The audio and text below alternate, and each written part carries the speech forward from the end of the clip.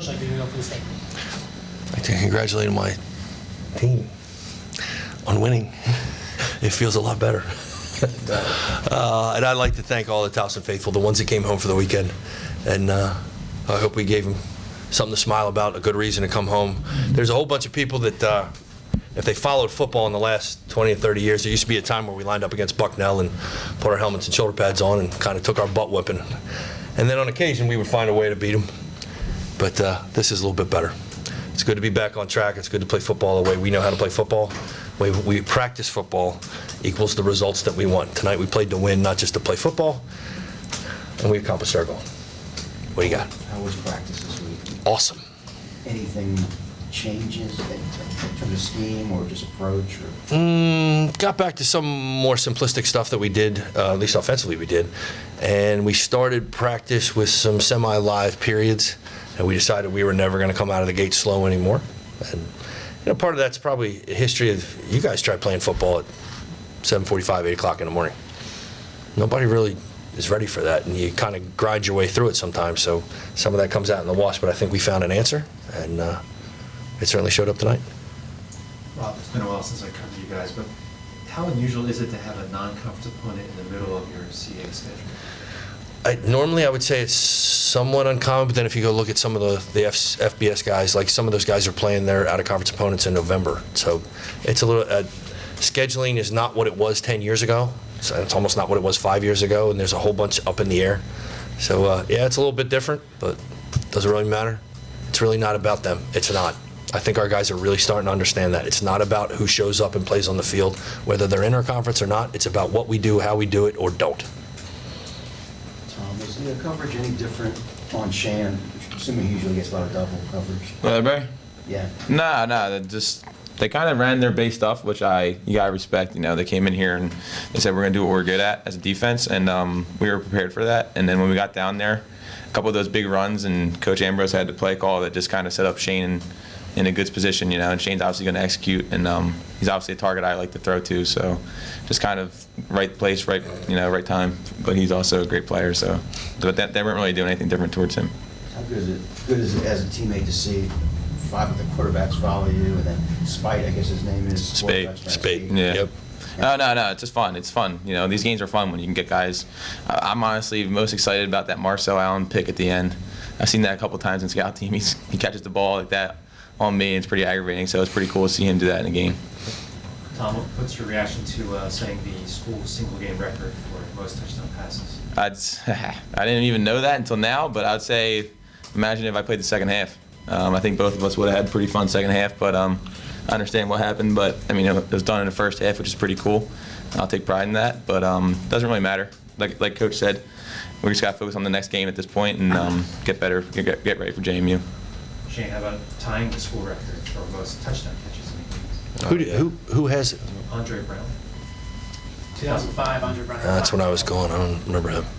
It's crazy. It's amazing.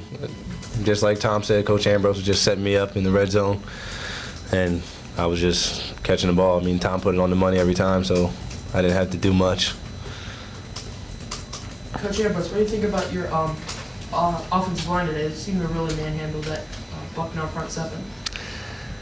A quality game, a quality win always starts up front. It really does. And I think that this group has really started to gel. It's taken them a while. We were rotating pieces for a long, long time. And the continuity of that group is showing itself. Allowed us to run the ball extremely well. I thought we did that. I thought they blocked it really, really well today. The fact that we've had so many guys carry the ball and have success doing it says a little bit about the talent of the guys holding the ball and a whole lot about the guys blocking.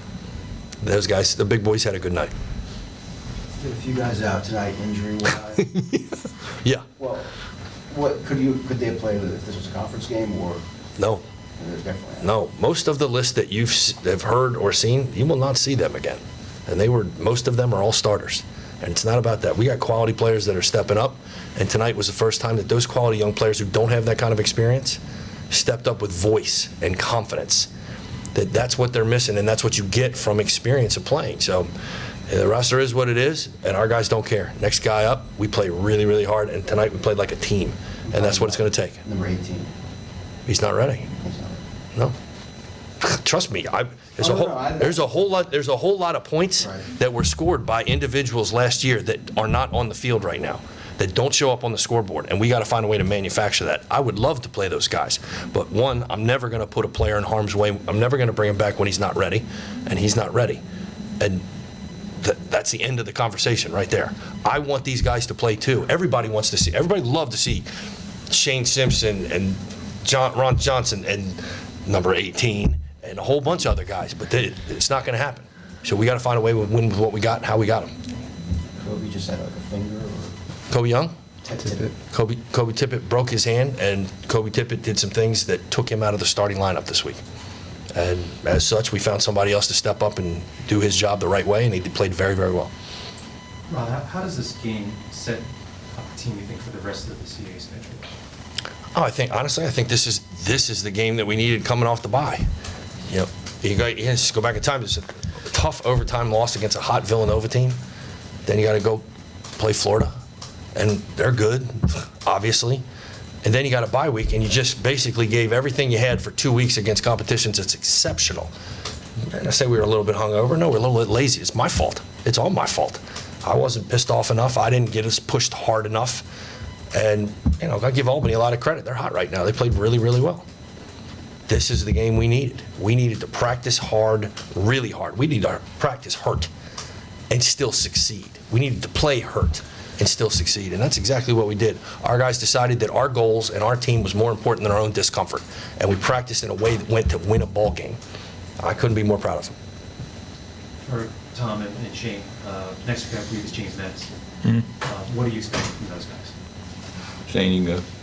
It's going to be a hard game. I mean, we know what everybody knows they're capable of, but we also know we're capable of. We're not really worried about who they are. Today shows like we don't care who we play against. We just got to play hard. So I mean, our opponent doesn't matter at this point. It's just you versus you, and you just got to be the best you can be, and then the outcome will be the outcome. And then for me, I'm excited to go. I'm excited to go down there. You know, I know it's a cool atmosphere, and I'm hoping it's going to be a packed house. And I know that they're a great defense. They came up here last year, and they beat us pretty well. And that was a game last year that we kind of felt like we never really even had a shot. So I can't really tell you about anything about their defense right now. I just got to watch film, and like Shane said, just one game at a time. We just got to focus on ourselves this week.